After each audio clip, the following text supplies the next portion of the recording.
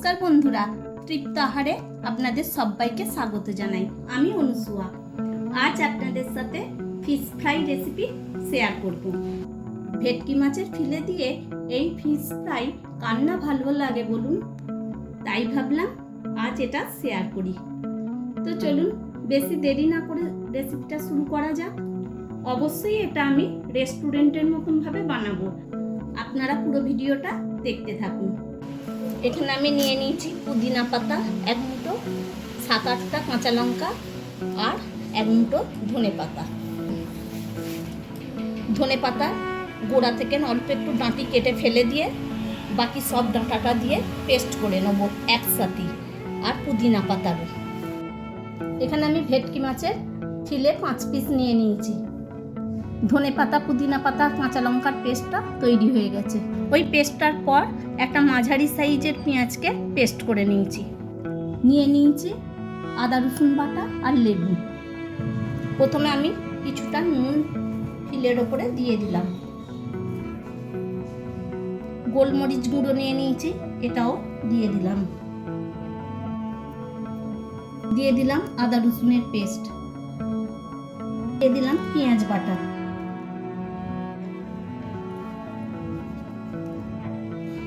দিয়ে দিলাম কাঁচা লঙ্কা, ধনে পাতা, পুদিনা পাতার পেস্টটা। এবার লেবুর রসটা দিয়ে দিচ্ছি।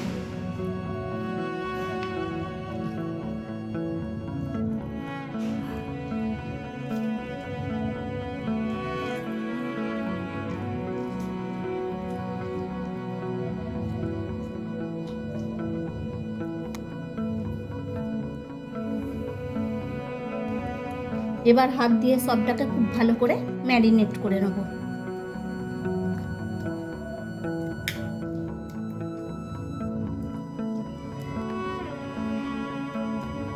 খুব ভালোভাবে ম্যারিনেট করা হয়ে গেছে। এবার এটাকে আমি নর্মাল ফ্রিজের মধ্যে 1.5 ঘন্টা রেখে দেবো। আমি ঘন্টাখানেক পর এটা বার করে নিয়ে চলে এসেছি। নিয়ে নিয়েছি একটা ডিম, এটাকে একটু আমি ফেটিয়ে নেব। এই ফেটানো ডিম থেকে 2 চামচ আমি নিয়ে নেব।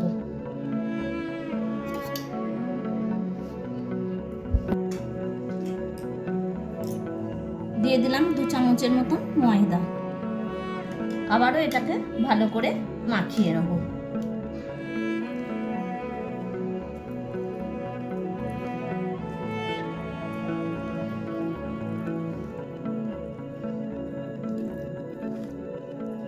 এটা মাখানো হয়ে গেছে।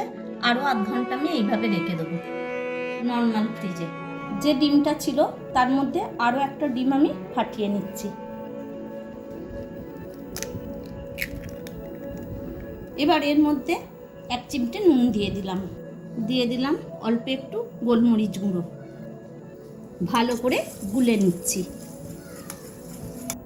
এবার এটাকে একটু ফ্ল্যাট পাত্রে ঢেলে নেব মাছটায় ডোবানোর জন্য। এবার ভেটকির ফিলেটা নিয়ে এসেছি। একটা পাত্রে কিছুটা ব্রেড ক্রাম্বস নিয়ে নিয়েছি। 1 পিস ভেটকি মাছের ফিলে নিয়ে নিয়েছি। প্রথমে ব্রেড ক্রাম্বসের মধ্যে ডুবিয়ে দিলাম। এবার ডিমের ব্যাটারটার মধ্যে ডুবিয়ে নিলাম। আবার ব্রেড ক্রাম্বসটা মাখিয়ে নেব।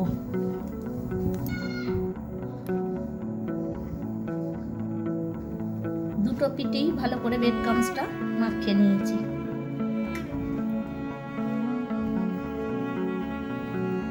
এরকম উপর দিয়ে একটু চেপে দিচ্ছি। এতে ফিলেটাও চওড়া হবে, দেখতেও ভালো হবে। আবারও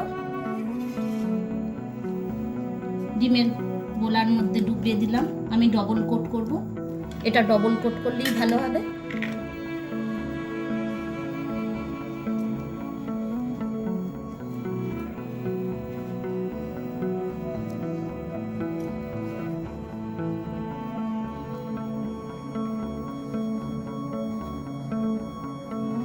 খুব ভালোভাবে ব্রেড ক্রাম্বসটা মাখানো হয়ে গেছে।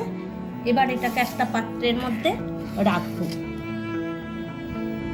এবার একটা ছুরি নিয়ে নিয়েছি, এইভাবে এটাকে একটু সমান করে নেব।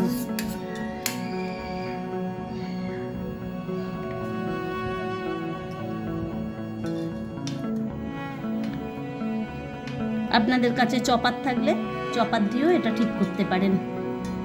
এটাকে খুব সুন্দরভাবে সেট করা হয়ে গেছে, দেখুন কত সুন্দর লাগছে। আরও একটা ফিলে এইভাবে নিয়ে নিচ্ছি, ব্রেড ক্রাম্বসের মধ্যে প্রথমে দিয়ে দিলাম।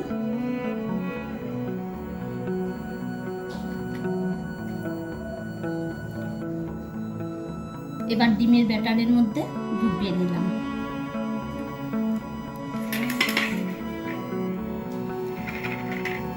আবার এটাকে আমি ব্রেড ক্রাম্বস মাখিয়ে নিলাম। খুব সাবধানে করবেন যাতে ম্যারিনেশনটা না ভুলে যায় ডিমের সাথে। আবারও ডিমের ব্যাটারটার মধ্যে দিয়ে দিলাম।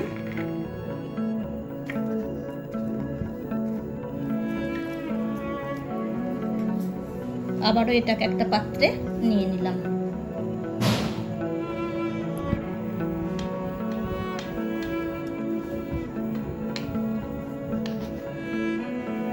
এইভাবে চার ধারকে সমান করে নিচ্ছি, এতে দেখতেও খুব সুন্দর হবে।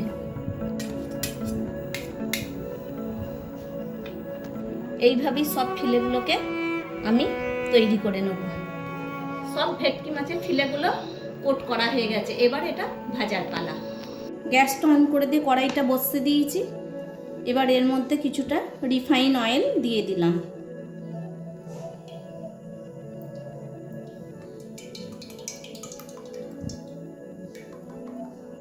তেলটা গরম হয়ে যেতে গ্যাসের ফ্লেমটা লো টু মিডিয়ামে করে রেখেছি। এবার এটাকে তেলের মধ্যে দিয়ে দিলাম।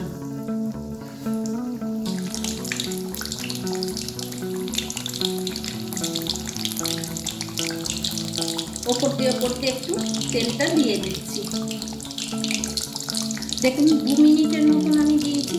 মিনিট 2 পর এটা কিন্তু ওপর দিকে একটু ভেসে উঠেছে। একটা পিঠ ভালোভাবে ভাজা হয়ে গেছে। এবার এটাকে আমি উল্টে দিলাম। এটাকে লো টু মিডিয়ামেই রাখতে হবে, তবে ভেতরটা ভালোভাবে ভাজা হবে। আরও 2 মিনিট পর আমি উল্টে দিলাম। এটাকে ভালো করে এইরকম উল্টে পাল্টে ভেজে নেব।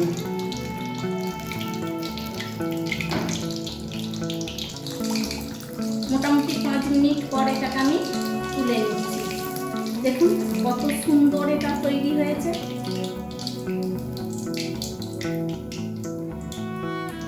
আর তেলটাও দেখুন খুব স্বচ্ছ আছে।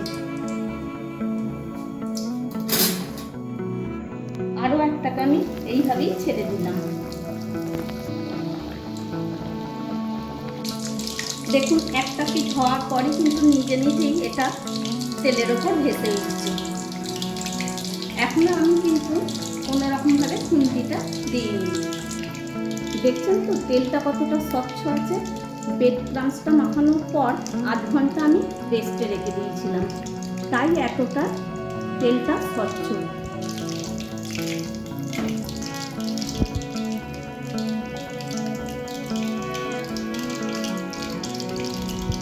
ওই একইভাবেই এটাকেও মিনিট 5 সময় ধরে ভেজে নিয়েছি।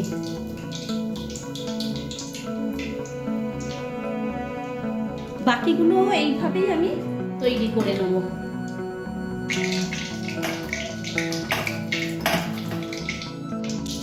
আপনারা চাইলে এই অবস্থায় এয়ার কন্টেনার বক্সের মধ্যে রেখে দিতে পারেন 4-5 দিন। বন্ধুরা, আমার রেস্টুরেন্টের মতন ফিশ ফ্রাই রেডি। কিভাবে তৈরি করলাম নিশ্চয়ই আপনারা পুরোটা দেখেছেন। কেমন লাগলো রেসিপিটা আপনাদের নিচে কমেন্ট করে জানাতে ভুলবেন না যেন। ভালো লাগলে প্লিজ বন্ধুরা যারা নতুন অবশ্যই চ্যানেলটা সাবস্ক্রাইব করে দেবেন। ভিডিওটা নিজের আত্মীয় পরিজনের সাথে আর বন্ধু বান্ধবের সাথে শেয়ার করতে ভুলবেন না যেন। উৎসব অনুষ্ঠানে বা বাড়িতে অতিথি এলে এইরকম ফিশ ফ্রাই সার্ভ করা যেতেই পারে। অল্প একটু বিট নুন ছড়িয়ে দিচ্ছি। এইটা